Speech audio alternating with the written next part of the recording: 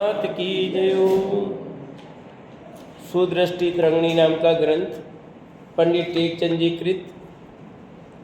और अपनी चर्चा कल हुई थी भाव की शुद्धता की। आज सुसंग कुसंग के इच्छुक जीवों का वर्णन करते हैं। आज भगवान महावीर के जन्मोत्सव की पूर्व संध्या पर अपन विशेष चर्चा इससे आई है। सुसंग और कुसंग के इच्छुक जीवों का क्या स्थिति है, क्या कहते हैं। पेज नंबर 283, गाथा नंबर 69। वायस ससाण अन्नाणी हीन संगोय रजयी मूढ़ो हंस चतुर नर नाणी उच्च संगोय वंचिका ज्ञेयम् एकाक कुकर यज्ञ मूरख हीन संगति में मगन संगति चाहे उच्च नर नारी चतुर हंस मन। गाथार्थ क्या है? कहते कौआ, कुत्ता, अज्ञानी, मूर्ख नीच संगति में रम जाते हैं। हंस, चतुर और ज्ञानी स्त्री पुरुषों को उच्च संगति ही अच्छी लगती है। दोनों प्रकार के उदाहरण बताए हैं यहाँ, कुसंगति के और सुसंगति के। भावार्थ में कहते हैं काक यानी कौए के लिए चाहे जितने रत्नमयी आभूषण पहनाकर सजाओ, चाहे जैसा भोजन देकर पुष्ट करो, चाहे जैसा कष्ट सहकर पढ़ाओ, सुवर्ण के पिंजरे में रखो,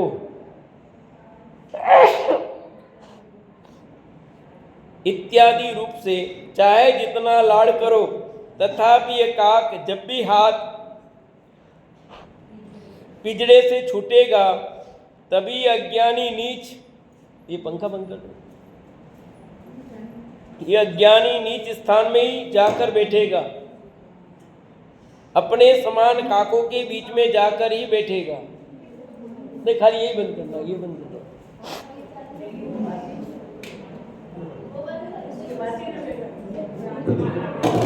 दोनों बटन बंद कर दे, बस हो गया।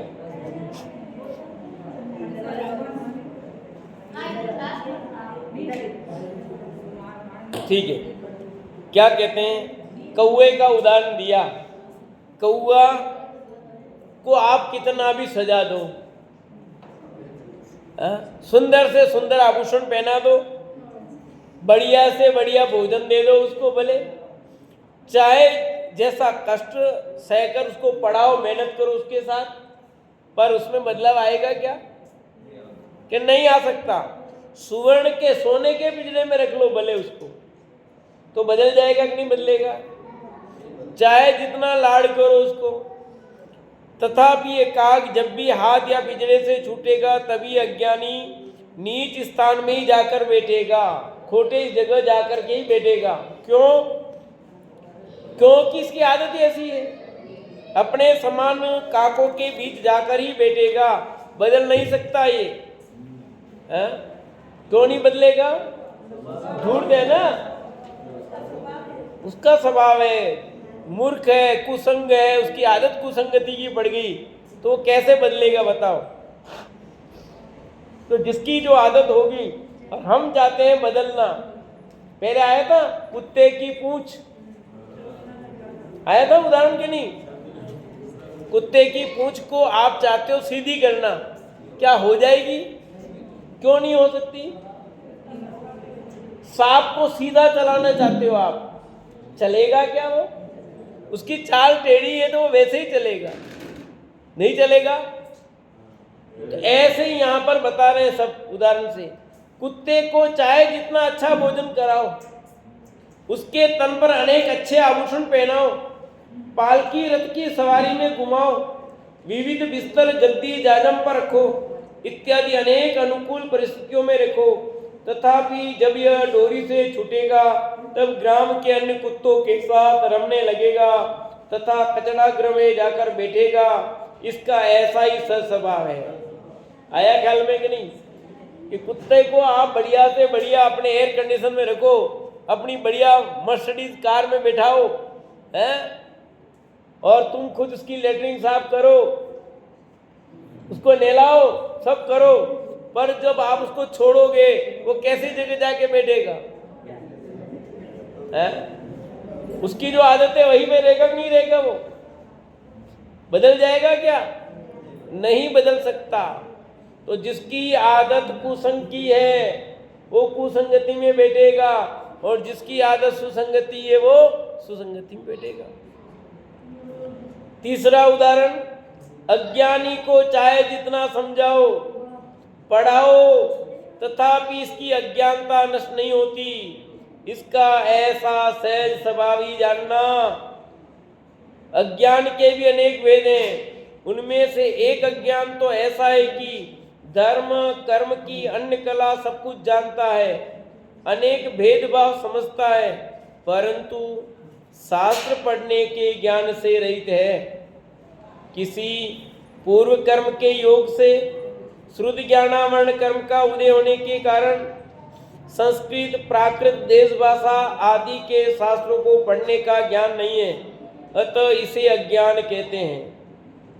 ठीक है, तो अज्ञानी है, उसको जितना चाहो पढ़ाओ समझाओ कुछ भी करो तो कुछ होने वाला नहीं है। जैसे अपने कहावत है, पक्की हांडी पे काना नहीं चढ़ते, कहते थे नहीं?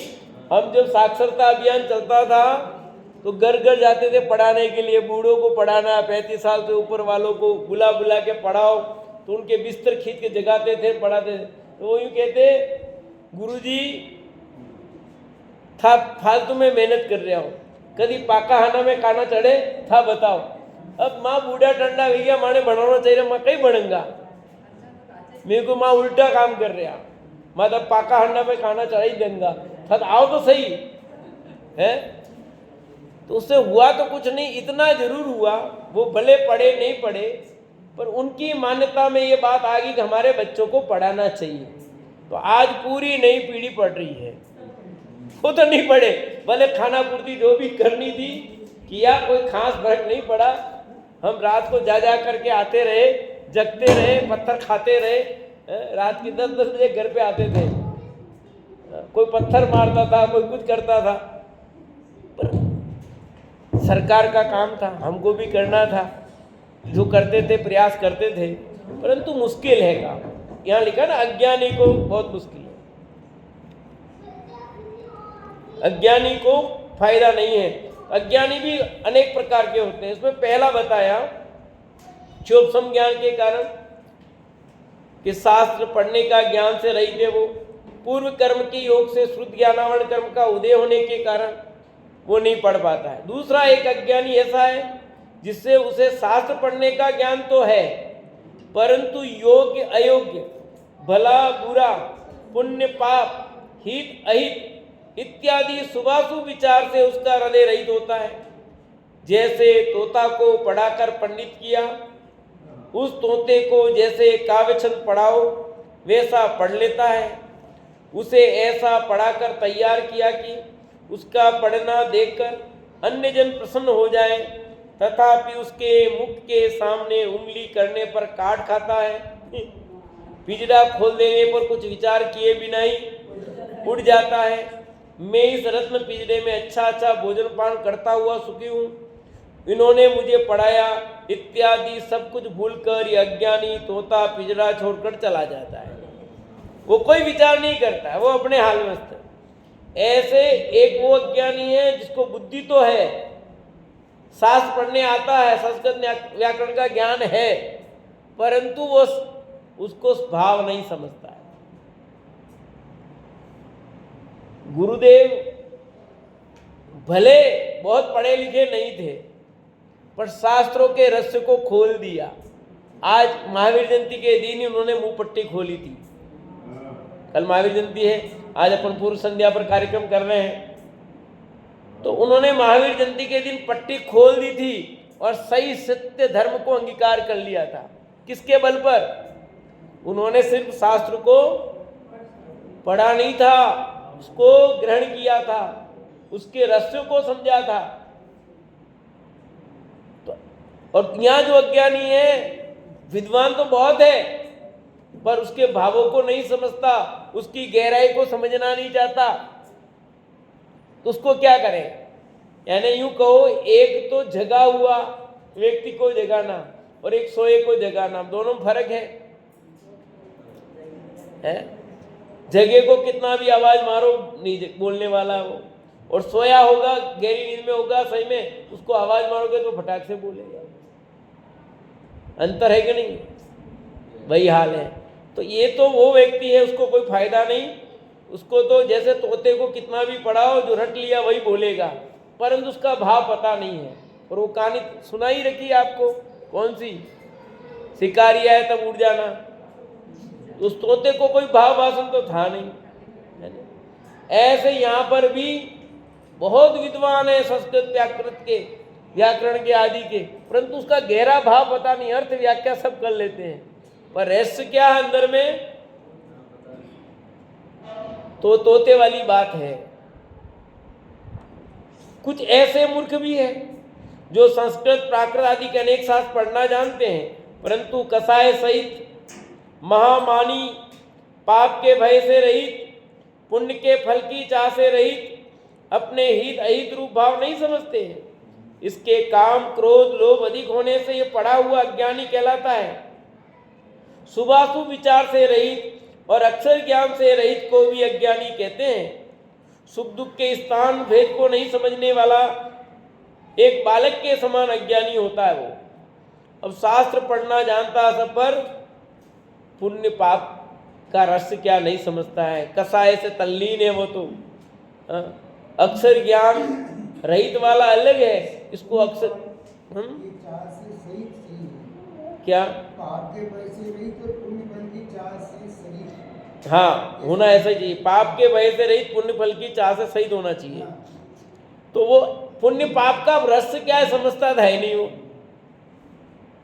अपने हित अहित रूप भाव को भी नहीं समझता है। संस्कृत व्याकरण का ज्ञान बहुत है पर रहस्यों को समझता नहीं है, इसलिए वो भी काम का नहीं, ऐसा अज्ञानी भी काम का नहीं है। दूसरा एक अज्ञानी और है जो अक्षर ज्ञान से रहित है, तो बालक के समान है। जैसे बालक से उसके माता पिता ने कहा कि हे पुत्र, भोजन करके पालने में जुलो, सो जाओ, धूप में नहीं जाना, यहाँ शीतल जल पीना, अन्य लड़कों के पास नहीं जाना, वे मारेंगे, इत्यादि हितकारी सुखदायक शिक्षा अपने बालक को दी। उनके रहस्य को नहीं समझने वाला अज्ञानी बालक माता पिता के वचनों का उल्लंघन कर, छिप कर, तेज धूप में भागकर बालकों के साथ खेलने जाता है। वहाँ सिर में धूल भरती है, तन पर धूप सहता है, प्यास लगने पर उसे सहता है, भूख लगती है, दूसरों के मुख की गाली सहता है, कोई सिर में मारता है तो उसे भी सहता है, इत्यादि कष्टदायक स्थानों पर तो जाता है, परंतु सुख के स्थानभूत अपने घर में नहीं रहता। यह बालक ऐसा अज्ञानी है।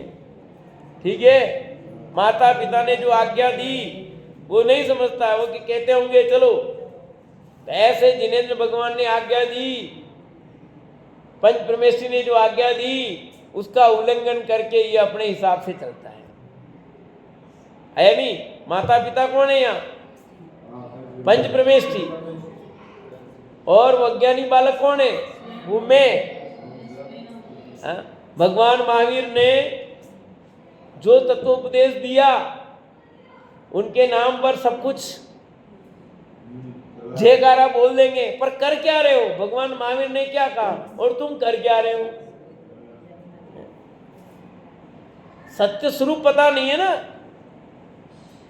हम उससे विपरीत जा रहे हैं, उल्टा मार्ग अपना रहे हैं, तो फिर दुखी पाएंगे। जैसे वह अज्ञानी बालक दुख पा रहा है, ऐसे एक ग्वाल अज्ञानी है, वह सदैव पशु चराता है, वन में ही रहता है, उसे शुभाशुभ का ज्ञान नहीं है। यदि इस ग्वाल को साल का जोड़ा दिया जाए तो ये नितंब वल्लभ अज्ञानी साल का मूल्य गुण नहीं समझने के कारण बैठते समय साल को ही पैरों के नीचे बिछाकर बैठता है। अब ग्वाला है, वो चीज क्या काम की पता नहीं है, करने की क्या है और करता क्या है। वन में प्यास लगने पर यह अज्ञानी जब नदी पर जाता है तो पशु के समान मुख से ही जल पीता है, हाथ में लेकर नहीं पीता है। मलमूत्र आदि की बाधा खड़े खड़े ही दूर करता है। इसे शुभाशुभ का ज्ञान नहीं होने से ग्वाला भी अज्ञानी है मनुष्य, पर पशुओं के साथ रहता है तो पशुओं जैसी वृत्ति हो गई है। पशु भी खड़े खड़े पेशाब करते हैं और हम भी खड़े खड़े पेशाब करते हैं। पशु भी खड़े खड़े लेटरिंग करते हैं, हम भी खड़े, तो वैसे ही करने लग गया। वो देखता है सोल दी है तो किस काम की और कर क्या रहा वो।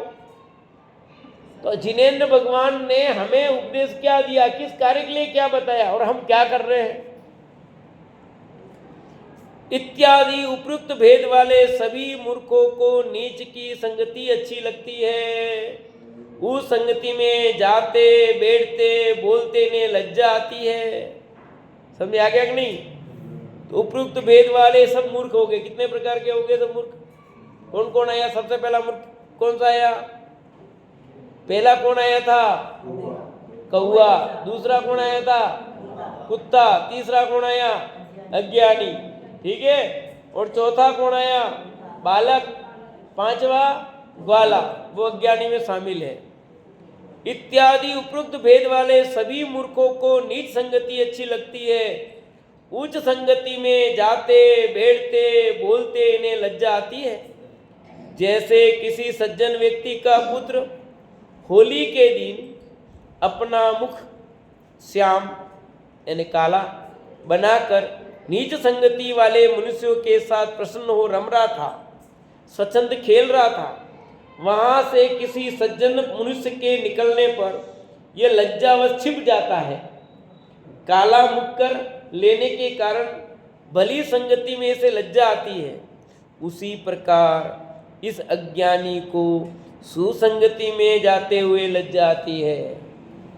सुसंगति वाले को कुसंगति में जाने से लज्जा आती है और कुसंगति वाले को सुसंगति में आने से लज्जा आती है।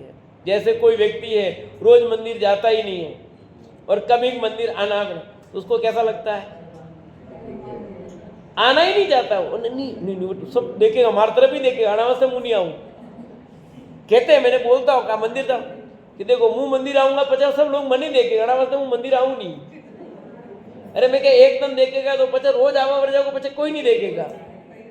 आओ सही, तो वो इस संकोच में ही नहीं आ रहे, वो आदत नहीं पड़ी ना। तो बस पर एक बार आदत हो जाएगी फिर कुछ नहीं होगा। पर वो ऐसा ही है, लोगों को बस दिमाग में बैठ गया। तो अपने समान अज्ञान परक चेष्टाएं करने वाले जीवों के साथ ये अज्ञानी प्रसन्न रहता है। जो जैसा उसके साथ उठे बैठेगा तो उसको कोई दिक्कत नहीं होगी, और उससे भिन्न प्रकार के साथ बैठेगा तो लज्जा आएगी उसको, स्वाभाविक है। अपन अच्छे लोगों के साथ उठते बैठते हैं और ऐसे बैठ जाए तो देखो, सही घटना बताता हूं मैं। हमने अब थर्ड एसी में टिकट ली, ठीक है, थर्ड एसी में टिकट ली, पर उस हम अलवर से आ रहे थे 10 सेकंड में, पर उस डिब्बे में सब इतनी लोअर कैटेगरी वाले सब इसमें बैठे हैं, हम परेशान हो गए उसमें। तो मैं थर्ड एसी की टिकट ली फिर भी लोग ऐसे ही है, तो इनका स्टैंडर्ड भी इतना हो गया ऊंचा। तो अपने को कैसा लग रहा था? अटपटा।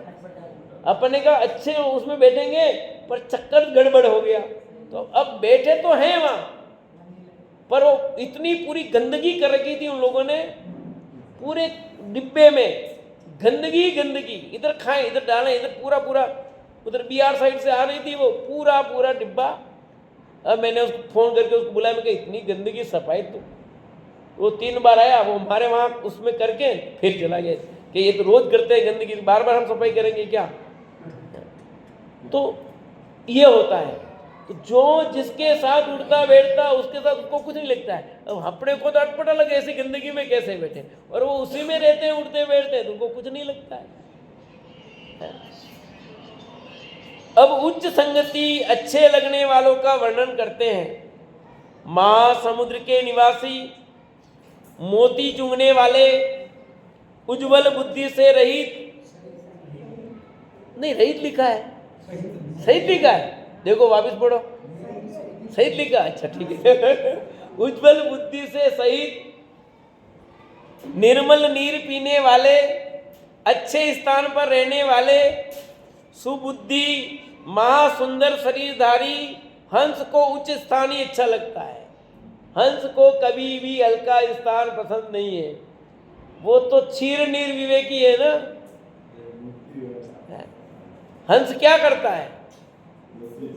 दूध दूध पी जाता है, पर पानी को, उसकी संगति हाई लेवल की है। जहां बड़ा दरिया हो, जल का विस्तार बहुत गहरा हो, वहां हंस सुखी रहते हैं। मोती चुगने वाला है, वो तुम्हारे इन पत्थरों को नहीं चुगता। उज्जवल बुद्धि सही दे वो, तभी वो दूध का ग्रहण करता है, पानी का ग्रहण नहीं करता है। समझिए, चीज वह है, कौन किस प्रकार की स्थिति है, स्वभाव ही कैसी हो, सब उस पर निर्भर करती सब बातें। भगवान महावीर का प्रोग्राम है, अब अपन मेहंदी प्रतियोगिता रखें, रखेंगे नहीं रखे बोलो? तो अब आप सोचो, अब आप हमको पसंद आएगा कि नहीं आएगा, और उनको पसंद, दोनों में क्या फर्क पड़ जाएगा, ये कहना है। मतलब किसको क्या पसंद आएगा और क्या नहीं आएगा। अब हमको बुलाएंगे तो हमें वो अच्छा नहीं लगेगा, और जिनको वो पसंद है तो उनको ये पसंद नहीं लगेगा, ये लेक्चर उनको पसंद नहीं आएगा, उनको वो पसंद आएगा। फर्क क्या है वो समझने की बात है। चतुर मनुष्य भी वहीं प्रसन्न रहते हैं जहां अनेक कला के धारक, विवेकी, चतुर, राजकुमार आदि उज्जवल बुद्धि संपन्न, धर्म कर्म कला में अपने समान समझने वाले रहते हैं। शुभ विवेक परक विधि विविध वार्ताएं होती हैं, अनेक नए युक्तियों के रस सहित प्रश्न उत्तर होते हैं। शास्त्र अभ्यास परक अनेक धर्म कथा, चर्चा, वार्ताएं होती हैं, जिन्हें चतुरता में अच्छा लगता है, कुसंग में अरति होती है, वे चतुर है। समझे ना? भगवान महावीर की वाणी में क्या दम है वो समझो। अब समोसरण में सब लोग क्यों नहीं प्रवेश कर पाते हैं? विवेक जी है, बाहर ही क्यों नहीं जाते अधिकांश लोग? ये जो चीज है ना, चतुर मनुष्य तो क्या करेगा, वो कहाँ प्रसन्न होता है? चतुर मनुष्य वही वहां ही प्रसन्न रहते हैं जहां अनेक कला के धारक, विवेकी, चतुर, राजकुमार आदि उज्जवल बुद्धि संपन्न, धर्म कला, धर्म कर्म कला में अपने समान समझने वाले रहते हैं। समान विचार वाले लोगों के साथ उठना बैठना, इसलिए बहुत कुछ ध्यान रखना पड़ता है। समान विचार नहीं मिलते हैं, वहाँ खोने में बहुत गड़बड़ी होती है ना। अपन को मकान लेते ना, मकान तो कितना ध्यान रखना पड़ेगा है कि हमारे बच्चे हैं, वो कहाँ आएंगे जाएंगे, कैसे रहेगा, हम उठेंगे बैठेंगे कैसे होगा है? कि एक जैन कॉलोनी बनी जिसमें सब जैन एक जैसे विचार तो है ना। अपने बच्चे में उठेंगे बैठेंगे आपस में बातचीत करेंगे तो ऐसे लोगों से होगी संगति। अब आप ऐसे कहीं रहोगे तो क्या होगा? कितना मतलब सोचते ना आप, जिन मंदिर पास में ये सब, तो चतुर व्यक्ति कहाँ रहना पसंद करता है, कैसे लोगों के साथ उठना बैठना पसंद करेगा। और आप जैसे के साथ उठोगे बैठोगे वैसी आपकी बोली हो जाएगी। जैसे अपन सब मेवाड़ी बोलते हैं, क्यों मेवाड़ी बोलते हैं? मेवाड़ियों के साथ उठते बैठते हैं, ठीक है। अब तुम्हें भी थोड़ी बहुत आ गई होगी, आई यही अभी पूरा पाला नहीं पड़ा इसलिए तो जो हम बागड़ी भी बोलते हैं उधर रहे, अब मेवाड़ी भी बोलते हैं, जयपुर में जाते हैं जयपुर वाली बोल लेते हैं। तो जिसके साथ उठोगे बैठोगे, अब जो अमेरिका अंग्रेजी है वहाँ वो पूरे वो बच्चे बड़े सब अंग्रेजी सीख गए, सिखानी थोड़ी पड़ेगी वो। आपको मेवाड़ी सिखाई किसने? क्लास चली है? वागड़ी सिखाई आपको किसने? ठीक है, मेवाड़ी भी आती, वागड़ी भी आती। क्यों आती? वागड़ में जन्मे और मेवाड़ी में, तो उठना बैठना आसान हो गया कि नहीं हो गया? तो ऐसे सहज होता कि नहीं होता है? तो हमारी संगति यदि गाली ग्लोज करने वालों के साथ उठोगे बैठोगे तो आपकी भाषा में गाली ग्लोज आएगी। इसलिए माता पिता को अपने शब्दों का चयन सही करना चाहिए, नहीं तो आपके बच्चों पर दुष्प्रभाव जाता है। आपकी भाषा गलत है तो बच्चे अपनी माँ की भाषा सीखते हैं। सुनिए, अभी सरकार ने नई शिक्षा नीति में ये बनाया है कि 5वीं तक मातृभाषा में ही पढ़ाया जाए बच्चों को, ताकि बच्चे जल्दी सीखे। अब माता जो भाषा बोलेगी, अच्छे अच्छे डायलॉग बोलेगी अनुकंपा, तो क्या बोलेंगे? आपके बच्चे भी वो आएंगे शब्द को, बार बार वो शब्द सुन रहा है ना। आप बच्चों को बार बार पागल कहोगे तो वो पागल बोलेगा, वो आपको भी पागल कहेगा। बोलेगा कि नहीं बोलेगा? है, अपन बच्चे को तू कहते हैं तो बच्चा भी अपने को तू कहता है, और बच्चे को आप कहते हो आप, तो वो भी आपको आप कहता है। ये संगति की बात आ रही ना, इसलिए कह रहा हूं कि सुसंगति कुसंगति का क्या फर्क पड़ता है। आपकी भाषा का फर्क पड़ता है, आप कैसे लोग के साथ रहे उठे बैठे हो, कैसी आपकी लैंग्वेज है, उससे पता लग जाता है आप कैसे लोगों के साथ उठते बैठते हो। सब चेंज हो जाता है।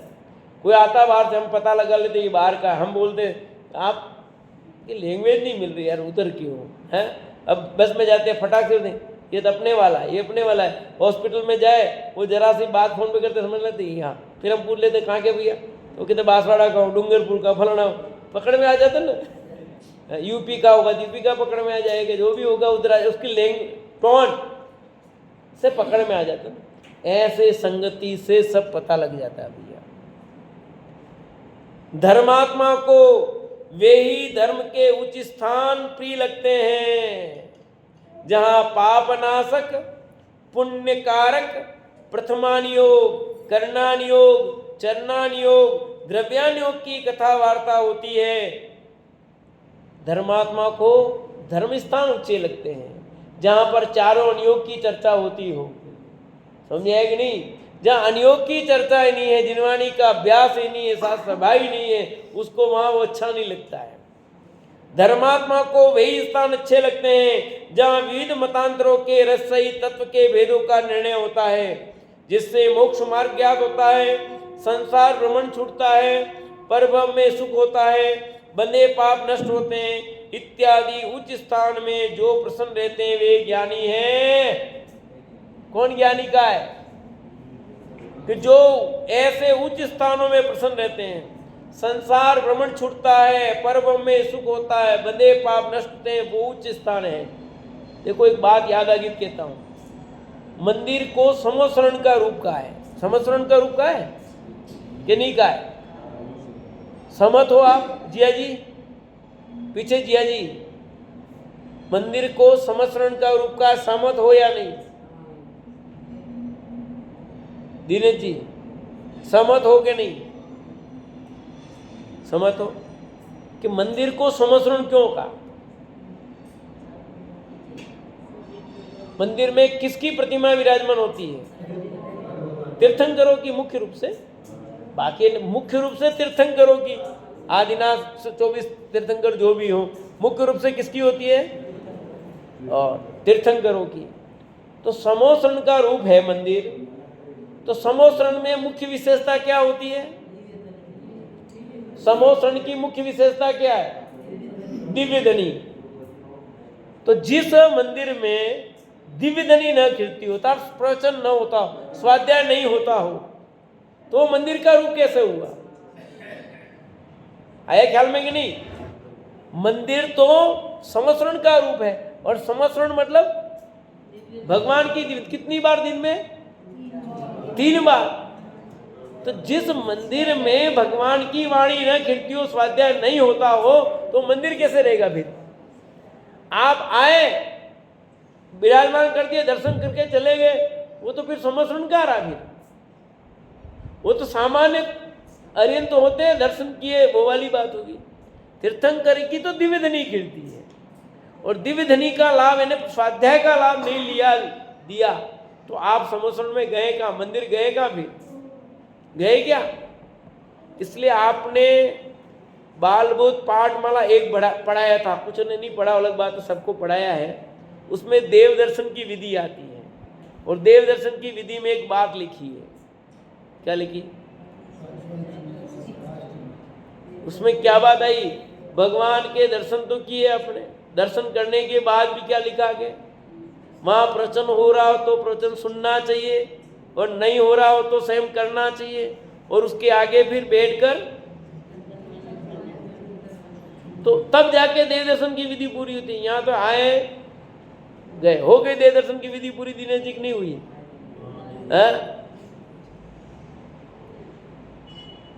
अपने तो भगवान आए, देखे, और देख करके चावल हो तो चढ़ाओ, नहीं चढ़ाओ, ये गए, तो हो गई देव दर्शन की विधि पूरी है। तो आपकी देव दर्शन की विधि पूरी नहीं हुई है, समझ आया कि नहीं आया?